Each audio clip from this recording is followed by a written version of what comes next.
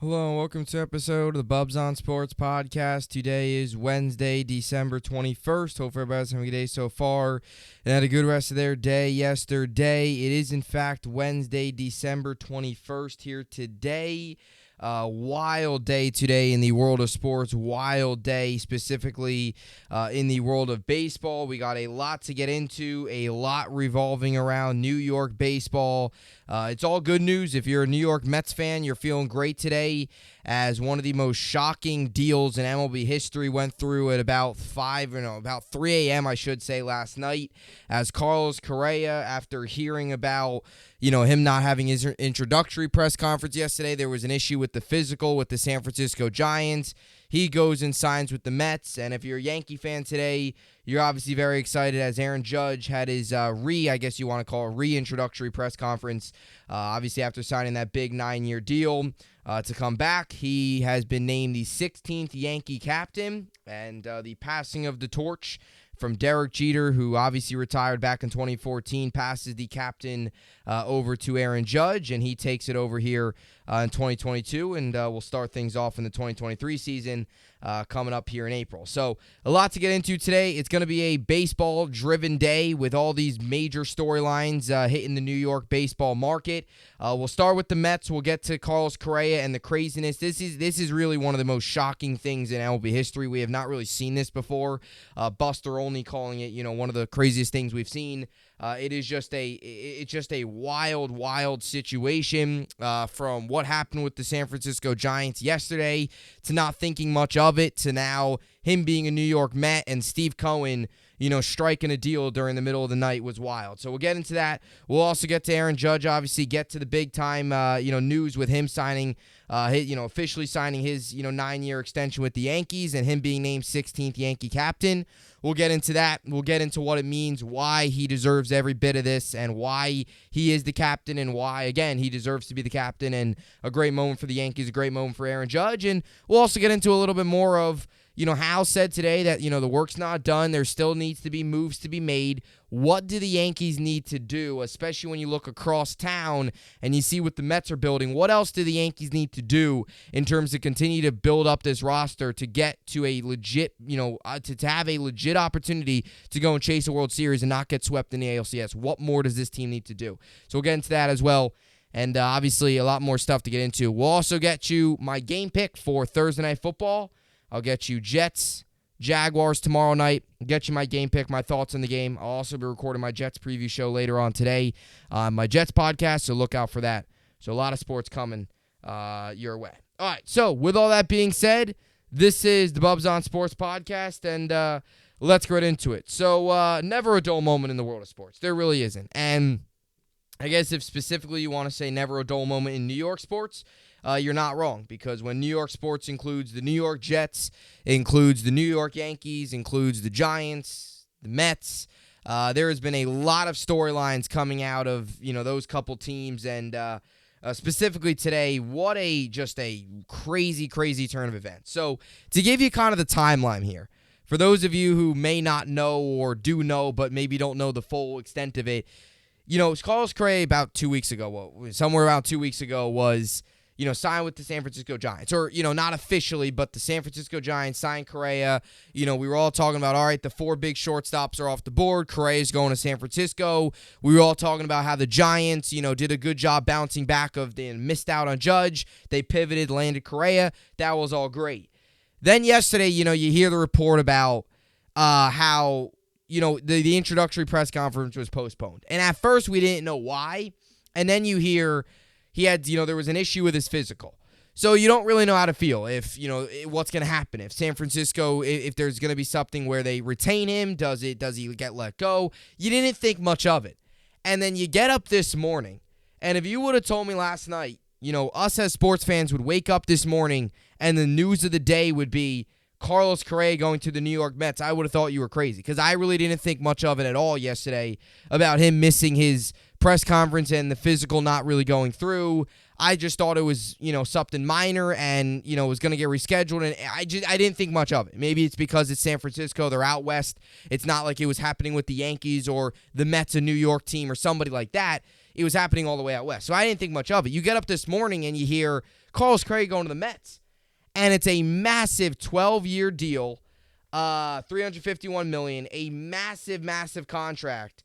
And he signs with the Mets, $315 million, 12-year rather. I said 351, I think. 12 years, $315 million. At like 3 in the morning, Correa signs with the New York Mets. And Steve Cohen just came in late, made a massive deal, put a big deal on the table. He is now the fourth highest shortstop, fourth highest contract for a shortstop in baseball, only behind Lindor, Tatis, and Seager, although we're also getting news that Correa is most likely going to play third with the Mets. They'll have Lindor at short, McNeil at second, and obviously Alonso over at first. So that's most likely your infield. But you got to give credit to Steve Look, the Mets, he took over the team. Obviously after Will Pond sold and all that stuff, he took over the team. And, he took over and he said, look, I'm going to do everything in my power to win a championship. He's going to spend money. He's not going to be a guy that's going to wait until, prospects are ready. He's not going to be a guy that's going to tear down a roster and, as I mentioned again, wait for, prospects and try to build things, through the farm system. He's not that type of owner. He's not that type of baseball guy. What he is, he's a rich owner. He's the richest man in the sport. He's going to spend money. He's going to spend it to, big-time players. He's not just going to, go out and spend a ton of money, but spend it on smaller-name guys and just get, higher quantity. He's going to go out and get the biggest names in the sport. And he said that from the day, he was introduced to now, and he's lived up to that. He is doing everything in his power for this New York Mets team to win a championship. He's doing, he's done everything. Now it's really up to these guys. Because when you look at this Mets lineup, as much as I hate to say it, they have probably the best lineup in all of baseball. They do. When you look at their lineup top to bottom, them and I think the Phillies, when Bryce Harper is healthy, them and the Phillies, you could also throw the Dodgers in there as well. You could throw the Padres in. Those are some of your 4 or 5 best lineups in all of baseball. The Mets now join that, and this could be a juggernaut of a team if things go the right way, and if Correa does what he has done throughout his career, which is be one of the best hitters and best, now he's moving over to third baseman, but best, infielders and hitters in all of baseball, all around just being a great player. So what a move by Cohen. What a shocking moment. And Steve Cohen went into this offseason after a year of disappointment where you hold the division lead for the entire year until like the final 2 weeks. You get swept in Atlanta against the Braves. You lose 2 or 3 in the wild card round at home against the Padres. You go into the offseason with question marks around DeGrom. Diaz is a free agent. He wasted no time with Edwin Diaz. He brings him back.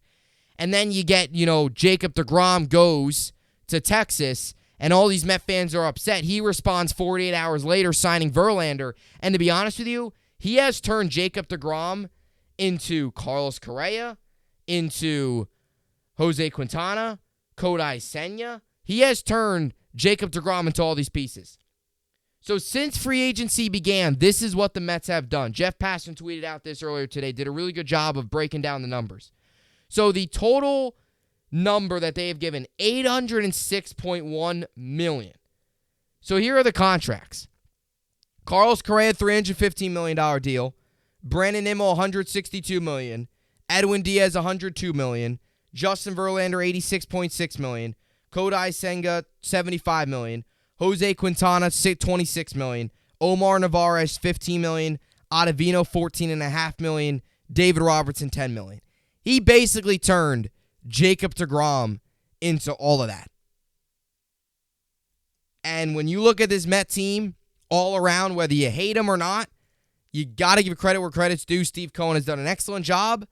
And you look at the lineup, it's one of the most talented lineups in baseball. And something else Steve Cohen did, he realized when you look at their division, there's a lot of talent in the division.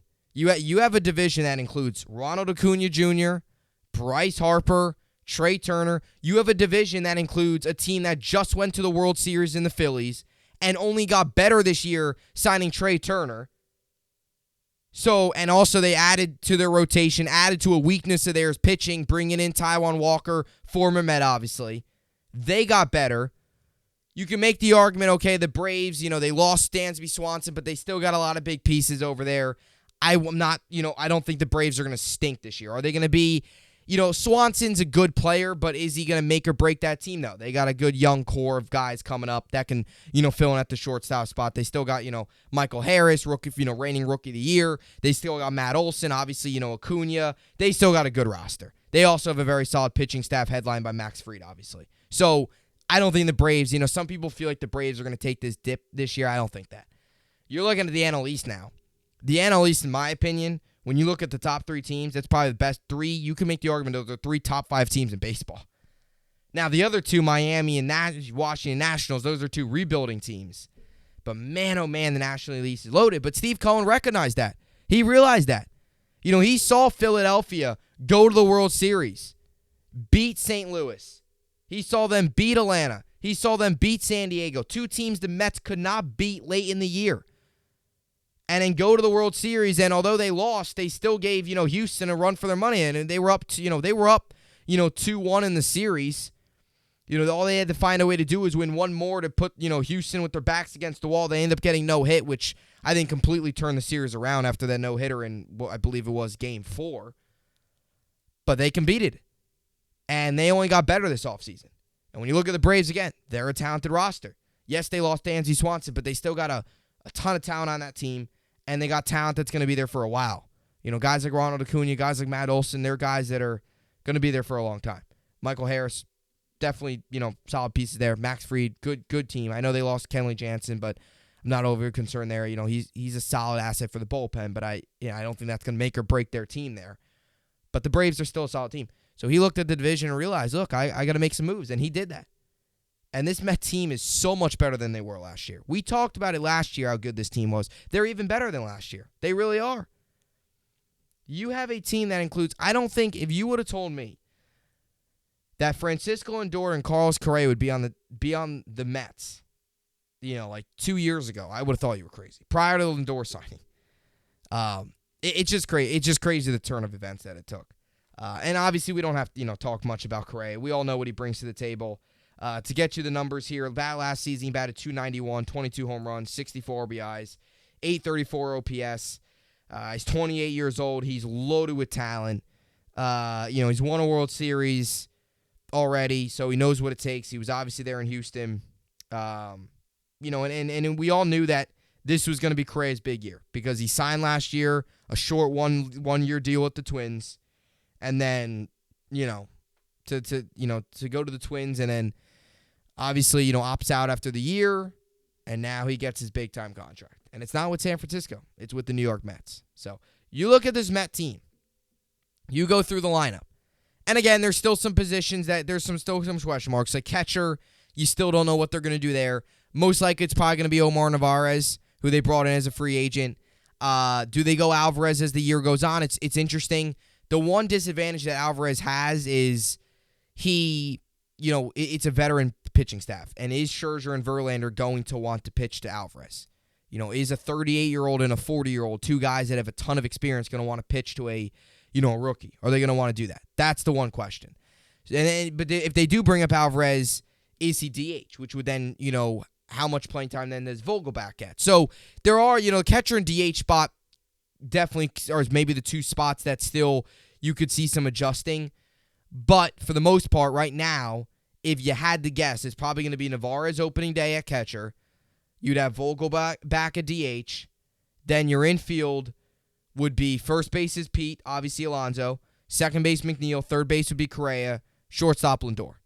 I mean, that left side of the infield, nothing's getting through there. On the ground, nothing's getting through there. You're talking about 2 unbelievable talents. You go to the outfield and you're looking at Canna in left, Nimmo in center, and Marte in right. And in your rotation is Scherzer, Verlander, Quintana, Senga, and I keep drawing a blank on the number 5. Keep doing that. But that's basically what you're looking at. That's about what you're looking at there. So, and Carrasco. That's the other guy. I keep drawing a blank. Every time I name the Mets starting rotation, I name Quintana, Senga, Scherzer, and Verlander. I completely forget Carrasco. And then Carrasco. And there's been some rumblings I don't know how true they are that maybe that you could see Carrasco be dealt. I don't know how much we're going to see, Steve Cohen do. I mean, this has been an off season that we really haven't, seen very well in a very long time. I mean, this is just a wild off season. How much he has spent, how much he has put into this roster is unbelievable. It really is crazy. But again, credit to him. As much as I hate the Mets, you got to give credit where credit's due. He's done a phenomenal job this year. And each year, it's funny because each year he got a little bit better. Like his first year, he brought in Lindor. It was like, all right, Lindor's good, but that's not enough because they still had some holes. And then like last year, all right, we brought in Marte, Canna. Okay, let's get Scherzer. And now this year, it's like Senga, Correa, give me Quintana, give me all these pieces. Bring back Diaz. This year, it's like going all in. All right, let's bring back Nimmo. Let's bring in Verlander. This year was like his big, we're going all in. We're going all in. So, what an offseason for the New York Mets. And there's a possibility that it's not over. I don't know how much more he can sign because there's really no more holes in the roster. The one hole on this team was third base. That was the one issue. That was the one hole.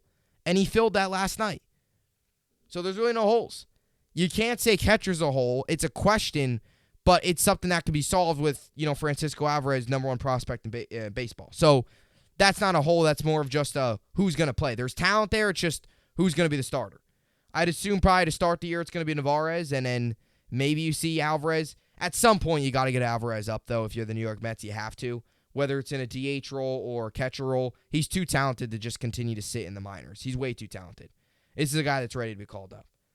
Even if you call him up and maybe you have him pitch to, maybe you have like Senga or somebody like that pitch to him, somebody where he could build chemistry. Maybe not a Verlander or Scherzer, two veteran guys, but just call him up and get reps. He's ready. He's the top prospect in baseball. Like at some point he's going to get called up. This is a phenomenal Met roster. Phenomenal. So you look at the National League, it's loaded. The National League is loaded. The NL East is loaded. The NL West is loaded. You got the Dodgers and the Padres. Other than that, though, the San Francisco Giants looked better with Correa. Now the San Francisco doesn't look very good, but we'll see if they do anything.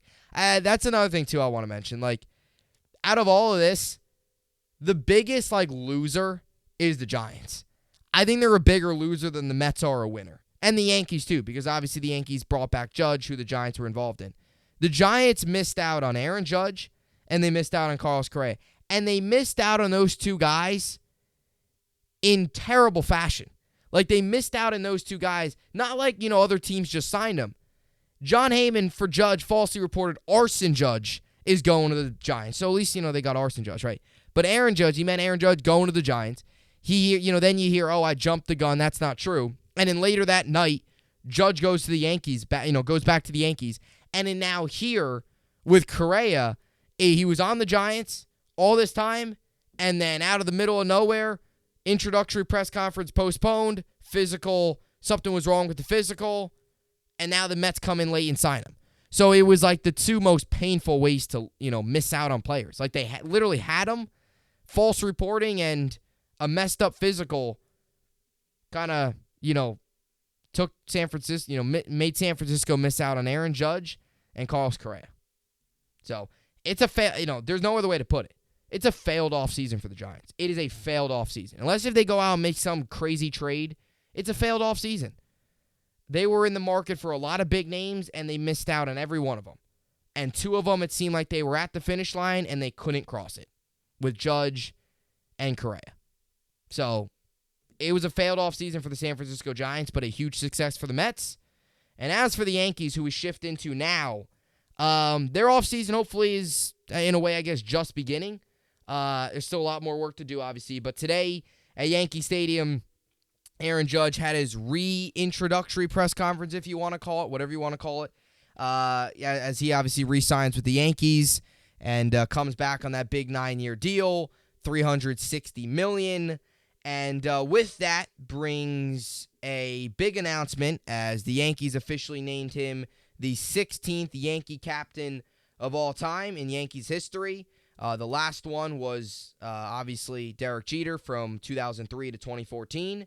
and now Aaron Judge takes over. So I'm going to give you the list here of some of the names that Aaron Judge is obviously joining.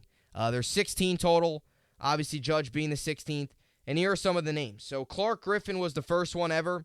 He was the captain from 1903 to 1905, and then Kid Feld took over Elberfeld from 1906 to 1907. 1908 to 1909 was Willie Keeler. Then 1910 to 1912 was Hal Chase. 1913 was Frank Chance.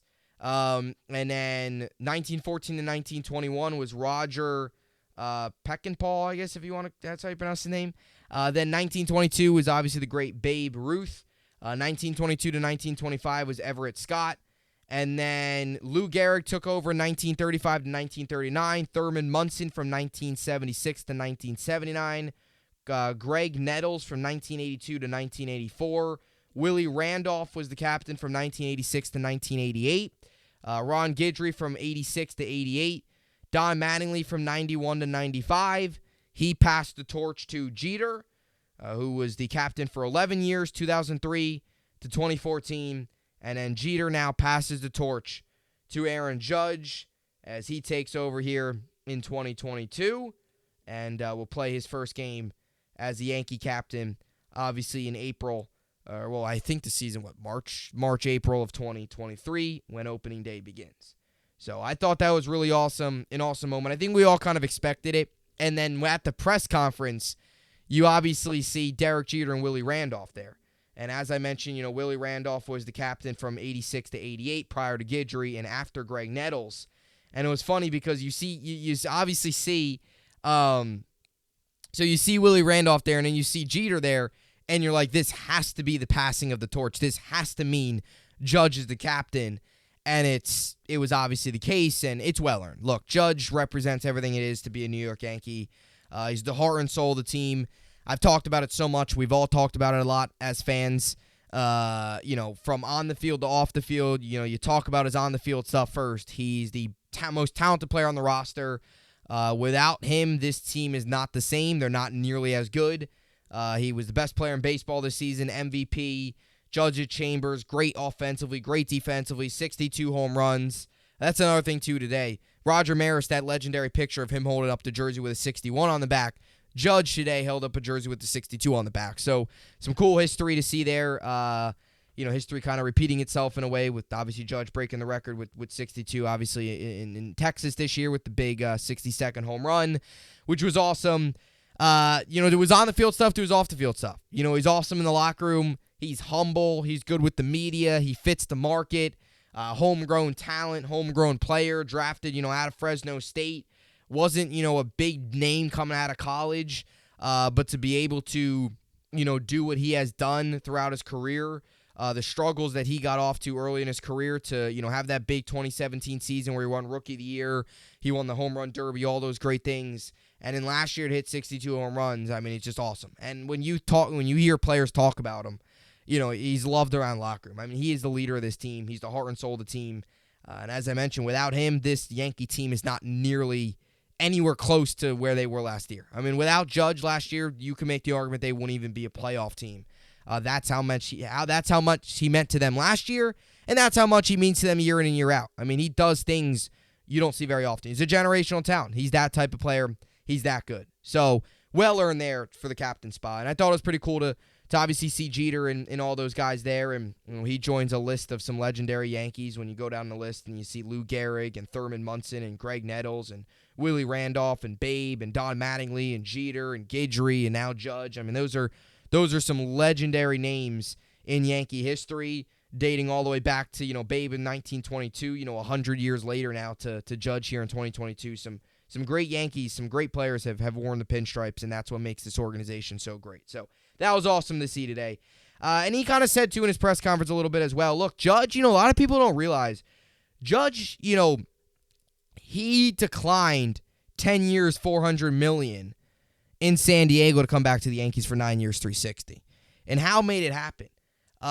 Judge made it clear today, look, he wanted to be here, all along. He seemed like he wanted to be there. And I know some players will say that, but I truly believe that with him because He declined 10 years, $400 million to play in warm, young, talented team in San Diego.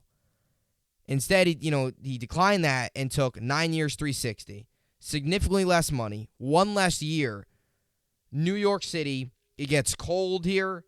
It gets cold in New York, and now it's like he comes back. Like, you have to like it here. Like, he has to like it here. Because I know if I were in his shoes, San Diego, 10 years, $400 million sounds pretty good to me. But I think he loves it here. And I think also the opportunity to be captain, the opportunity to, go down as one of the greatest Yankees of all time for such a storied franchise definitely has a lot to do as well. And also, I think he truly understands what he means to this team. He means a lot to this team. Without him, again, this Yankee team is nowhere close to where they are. They're not even competitive. Now, you can make the argument they weren't as I mentioned, they were not a playoff team last year without Judge. Judge carried them for the majority of the season. And I think that's why he had some postseason struggles, was because, he carried them for the majority of the year. He got to the postseason, he was worn down. Also mentally, too, with the whole home run chase. It was a lot on him mentally. So, well earned for Judge.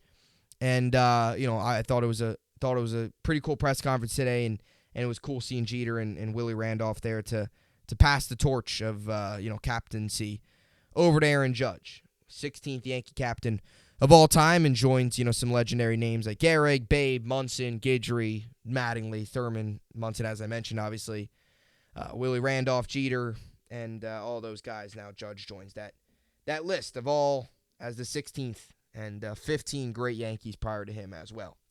So some of the other things to mention in press conference, what I want to get into here is, you hear Hal say, we still more work to do and all those different things. And the bottom line is yes. And look, I know as much as, Hal and those guys, say, they don't, Hal kind of said, it's great to have two baseball teams in his town. To me, seeing what Steve Cohen is doing has got to be somewhat of a message to the Yankees. It's got to be. And I love the Rodon. I love the Rodon signing. I love, bringing back Aaron Judge, bringing back Rizzo. You did lose Benintendi, but you can replace him. I like some of the things that the Yankees have done this year. All the moves that they have made so far this offseason, I like. Bringing in Canely was a solid acquisition. They've done some good things. They've got, in my opinion, I think the best rotation in all of baseball. I think the two best rotations in all of baseball belong to New York. I think the Yankees are number one. I think the Mets are right behind them. I think what makes the Yankees a little bit better is I think they're just a little bit more deeper. I think when you look at the Mets, they have Senga, they have Verlander and Scherzer. Very good players. You start to have questions a little bit about Quintana and Carrasco. I think Quintana and Carrasco good, but Sevy, I think, is when healthy, he's probably better than Quintana. And Montez and Carrasco are very familiar. And actually, Montez's numbers when he's healthy is actually better than Carrasco. So I think the Yankees' rotation is just a little bit better, I think, in my opinion. That could just be me being biased. That's just my opinion. So that's how I look at it. But when your rotation's good. Your bullpen is okay. I would still look out and try to find a closer, whether that's a Liam Hendricks, who the Mets are linked to. Could he be an option via trade? You have some guys that you can definitely, look to get rid of. There's definitely some options there. So it'll be interesting to see. I would have no issue bringing in a closer. As much as Clay Holmes had a good year last year, he struggled towards the end of the year. And I think that beginning part of the season, I think it was him getting off to a hot start. We saw that a lot with a lot of Yankees. I mean, Tyone was one of the best pitchers in baseball for the first 2 months of the year. He started to wear down, and same thing with Clay Holmes. So I don't know if I would fully trust Clay Holmes for a full 162. Again, could this be something where they see what Clay Holmes can do? Loaiza now having a fully healthy season, could he come in as a closer role? And then again, maybe, if your closer's an issue come trade deadline next year, you could always, figure something out there, maybe bring in a closer then. You also, hopefully get Michael King back eventually. So there's definitely some possibilities there. You already brought in Clayton Canely. You have some depth. You have Wandy. You have some pieces in the bullpen. What really is the big thing to me when I look at this Yankee roster, we just talked about the rotation. We just talked about the starting pitching. When I look at the rest of the roster, this is how I view it. Okay, so catcher is Trevino and Higgy. You know that. First base is Rizzo. The rest of the infield, you can make the argument's a question mark. You don't know what's going to happen at second. You don't know what's going to happen at short. And you don't know what's at third. You go to the outfield, Left field, question. Center field, Bader. Right field, Judge. Love the center field, right field. Really love Bader. Obviously, we all know what Judge brings. Just got done talking about him. So those are your spots. Out of the 9 positions on a baseball field, you can make the argument 5 of them you're confident in. You're confident in the pitcher. You're confident in the catcher. You're confident in Rizzo. First base, you're confident in center and right field. The other 4, there's questions. That's an issue. Now, does that mean the Yankees are going to go out and bring in a new second baseman, new shortstop, a new third baseman, new left fielder? No. Do I think the Yankees go out? I would be shocked if the Yankees don't sign a left fielder. Could I see the Yankees not making a move for a third baseman? Yeah, I definitely think it's possible. I think shortstop, with all the short spots being off the market, does it look like maybe they're aiming towards a full season of Peraza or Volpe? I definitely see that as a possibility. But there's so many different possibilities. I talked a little about this the other day on my Bubbs Talking Baseball podcast about left field. Do they go Conforto? Do they go Max Kepler? Do they go all out and try to bring in Reynolds? You cannot sit here and tell me that Hicks is going to be here on the roster. Maybe they I like Oswaldo a lot. I don't want him as the everyday left fielder, and I'll tell you why. He can do so much more than just left field.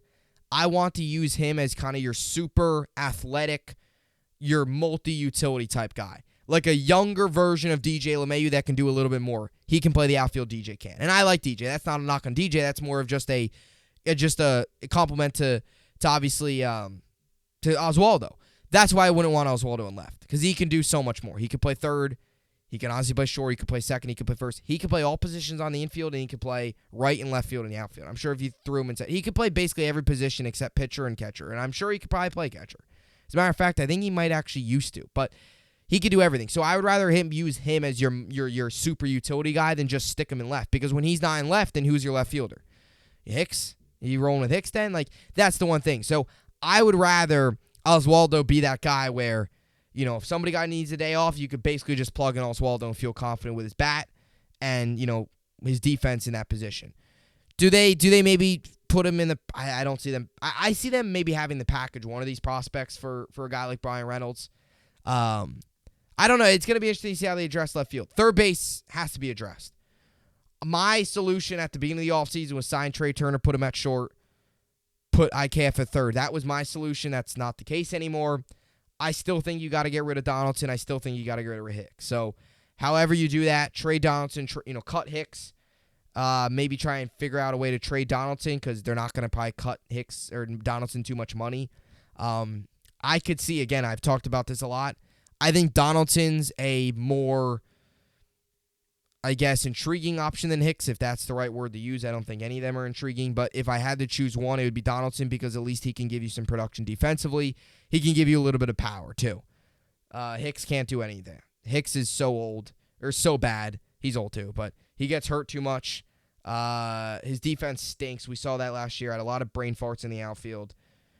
The one thing I could say about Donaldson is he plays defense very well. So that could be a possibility for a rebuilding team. You saw a team like Pittsburgh sign Carlos Santana to a one-year deal. Could a rebuilding team sign, Donaldson? A team like the Nationals. I'm not saying them, but a team like the Nationals or a team of that caliber, Pirates, where they're rebuilding. Could they take a flyer on a guy? It's possible. For a one-year veteran in a locker room type guy. It's possible. Hicks, I don't think anybody's going to want Hicks. I think he's done. I think he's shot. You cut Hicks, maybe somebody picks him up and signs him, but that's about it. You can get away with cutting Hicks. It's less money. Donaldson's, I think, supposed to get $25 million this year. It's stupid the amount of money he's getting, but that was a mistake by Cashman. So right now, the way I see this playing out is the Yankees are going to go out and sign somebody or trade for somebody left. Third base, Cashman kind of said today that Donaldson's the third baseman, which I don't like to hear. I don't think he should be. I'm just hoping that's kind of just, him not, revealing too much. He's not going to stand up there and say, no, Josh Donaldson's not our third baseman next year. He's not going to do that. But I would like to hear at least him say, instead of being, he seems like he's so committal on Donaldson. I don't know why Donaldson's even an option at this point. He's just not good. It would be interesting. So again, third base, personally, this is how I would see it possibly playing out: is you move IKF over to third, where he's a good third baseman defensively. We know what he can do offensively. He's a contact guy. He's not a power hitter. But if he can bat 260, 270, get on base, I'm okay with that. You move him at third. Maybe next season you address third base in a bigger capacity. And then you look at shortstop and second base. I wouldn't mind if if you have to trade Torres maybe for a left fielder. That's why I think left fielder is going to be done first. I think they're going to figure out left field before they figure out the infield, because I think left field might require a prospect and maybe Glaber to bring in a left fielder. So that would mean maybe Peraza going, maybe Glaber going, which could definitely shake some things up in the infield. Maybe you throw Donaldson in the deal, that could shake something up. So that's why I think once left field is acquired for the Yankees, you'll start to really see what they do with everything else in the infield, because I think it might take some guys in the infield to maybe get thrown in a deal for a guy like a Brian Reynolds or somebody like that. So we'll see. It'll be interesting. But the Yankees still have a lot of work to do, and when you see a team like the New York Mets making the moves they're making, you gotta you gotta find a way to when you see them making those moves, you gotta make those moves, if you follow what I'm saying. So that's how I see it. That's just my opinion. But we'll see how it all plays out. Should be a fun rest of the offseason here for the New York Yankees. They got a lot more work to do, though. They do. Again, I like some of their core pieces. Like, you look at their lineup, you say to yourself, all right. And again, if DJ's the second baseman, I don't mind that. I love DJ. I really like DJ. He's one of my favorite players on the team. I really like what he brings. Very good contact guy, hits good, run, scoring position. The only thing with him is he's getting older. He's dealt with some injuries over the past couple seasons. That's the only issue.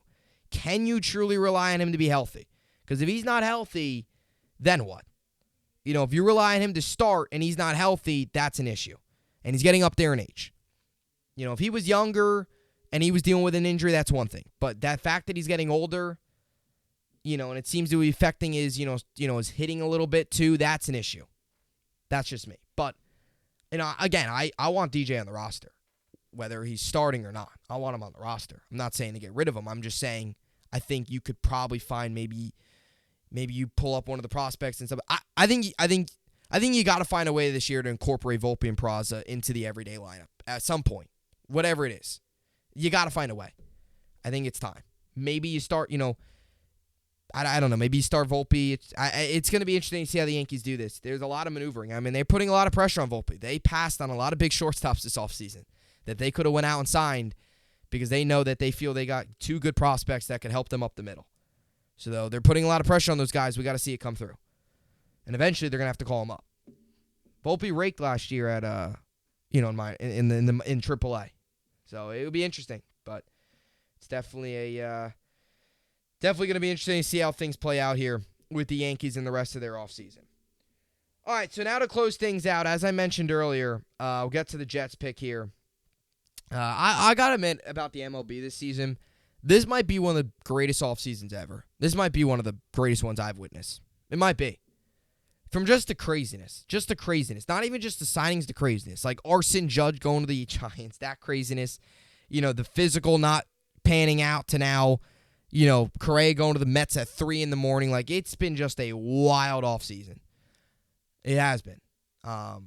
Seeing, some of the best shortstops in the game go off the board. It's been a fun year. It's been a fun offseason, I'll tell you that. And there's still a lot more, moves to be made, especially when you look at the Yankees, as I just mentioned. All right, so now to close things out here today on the podcast. So tonight, you got a good amount of things on tonight. You got the Nets-Warriors at Barclays. Warriors fresh off of getting spanked last night at the Garden. Credit to the Knicks, man. They are rolling. Knicks on an 8-game win streak. Nets looking to extend their win streak to 7. Rangers win streak got snapped last night as they lost 3-2 to the Penguins, but they're still on a roll here as they still find themselves with 41 points, and their 7-game win streak got snapped last night, but they were still hot. It got snapped, but all good things must come to an end at some point as the Rangers fall last night. But the Knicks keep rolling, and we look for the Nets tonight to keep rolling as they welcome the Warriors to Barclays tonight. Nets 19-12, Warriors 15-17 without Steph Curry. Nets got to find a way to win this. Get your 20th win of the year. Get to the 7th, win of the season. And Nets are right in the conversation for number 1 seed in the East. They're 3.5 games back of the Bucks. The East is wide open. 4.5 games separate the Knicks and the Bucks. That's crazy. When you look at the West is actually the same. Actually, West is even closer. I apologize. That's crazy. The West, 3 games separate the Jazz as the 9 seed and the Nuggets and the Grizzlies as the 1 seed. That's crazy. The West is tight, too. West and the East are both up for grabs right now. No real clear favorite early on. As we've hit 35 games into the year, you start to see teams obviously separate. You obviously start to see the bad teams. Like teams like the Pistons are bad, Hornets are bad, Magic are bad, Rockets, Spurs, all those teams. But these other teams, other than that, a lot of these other teams are still sticking around. Bulls are not good either. They've got a lot of issues, it seems. So, Nets tonight against the Warriors. As for men's basketball and college basketball, you got Kentucky, Florida A&M tonight. Expecting Kentucky to get a big win over Florida A&M. They had a tough loss on Saturday against North Carolina, so they look to bounce back tonight. All right, and as for the NFL, so tomorrow we got Jets-Jaguars. MetLife Stadium, 8:15 p.m. Eastern, Amazon Prime. Jets come into this game 7-7. Jaguars come into this game 6-8. Jets are a 1.5-point favorite. Over/under set at 36. As I mentioned, I'll be doing my Jets preview show later on today. My Jets podcast, In the Trench with Gang Green. 76% of people, according to Bleacher Report, expect the Jaguars to win this game. So I would tend to 76% of people. I could see why. But I wouldn't expect, I don't know. I don't know if I'd expect 76. So, according to ESPN Analytics, they're giving the Jets a 58.5% chance of winning. Jaguars, 40.9% chance, and they're giving a tie, 0.5% chance of a tie. So, hopefully we don't get a tie. Hopefully we get a win for the New York Jets. Look, the bottom line is this. It's pretty basic. Jets got to win 3 straight. They got to win these final 3 games. I know there's ways that they can get in going 2-1. They need a lot of help. The bottom line is this. This is the Jets' most clear path. You win your 3 next games, which would include tomorrow, on the road in Seattle, on the road in Miami, and which that Miami game would most likely be a win and in type of thing. And you need New England to lose one of their final 3 games, which I think is going to happen. It's almost a guarantee. They play the Bengals, Dolphins, Bills. If New England doesn't lose one of those games, you just got to give credit to them. Then they deserve to be in the playoffs if they go 3-0 the final 3 weeks of the season here. New England will probably lose this week against Cincinnati. So if they lose one game and the Jets win out, obviously they would beat Miami the final week of the season. They would have the tiebreaker over them because they beat them earlier in the year, and then beating them, obviously, then you would be in the playoffs. You'd get in. And my big thing is this. Once you get in, anything's possible. It doesn't matter how you're in. Doesn't matter how you got there. You're in. At that point, anything's possible. So we've seen crazy things happen before. So that's it. Jets, you got to take it game by game. That's the thing. You can't look at this too big picture. You got to take it game by game. Your focus has got to strictly be on tomorrow night. You can't get caught looking ahead. You can't afford to get caught looking look at the big picture. You got to focus on tomorrow night and tomorrow night only, because tomorrow night's your season. And guess what? If you win tomorrow night, well, then that next week, that's going to be your season there. Jets got to win out. That's the bottom line. I know there's a chance they can get in at 9-8, but it's like there's way too much that has to happen. They got to get 10 wins. And they got 3 games left. They're at 7 right now. Get to 10 by winning 3 straight. So, game by game. Tomorrow night's a must-win. You get the job done tomorrow, then Seattle's a must-win. Get the job done there. Treat every game like it's a championship at this point. You got to treat every game like, again, I look at it this way. The Jets are down 3-1 in a playoff series. They're down 3-1. They got to win 3 straight to come back and win best of 7. That's what they got to do. They got their backs against the wall. So we'll see how they respond. Look, obviously all of us Jet fans want to see them make the playoffs. We all want to see them, do well. As much as it pains me to say it, I don't think the Jets are going to win tomorrow. Look, obviously I want to be wrong. I hope I'm wrong. I want the Jets to win. You don't know how much pain all of us Jet fans would have if they blow this thing and don't make the playoffs this year, from being 6-3 to if they blow it. Tomorrow night's massive. It's also an opportunity for us, nationally televised game. It's an opportunity for Zach Wilson to go out there, and he's playing for his Jet life. He's playing for his career right here with the Jets. He's got to go out there and play well. I just think right now, it's unfortunate timing. I think Jacksonville is just the buzzsaw right now. I do. It is going to be rainy. It's not going to be good. It's not going to be good weather. I know it's a Florida team coming to, East Rutherford. I know it's The weather's only supposed to be 40s, though, so it's not supposed to be that bad. But for a Florida team, that's pretty cold for them. They're used to 60s and all that stuff. But I just think Jacksonville right now is hot. That's all. And I just don't trust Zach Wilson enough. That's the bottom line right now. So I hope I'm wrong. We're all rooting for Zach. We all want to see him work out. But I think just right now, just Jacksonville is the hotter team, and they're just the better team at this moment. So I'm going to take the Jags 23. I'll say 23-20. I think it's a close game. I do. I'll take the Jags, and that's it. So I hope I'm wrong. I really do. And when you look at some of the analytics, a lot of people have the Jets winning. Like a lot of these ESPN football analytics and all that stuff have the Jets winning. Look, a primetime home game, you have the advantage. You're at home on primetime.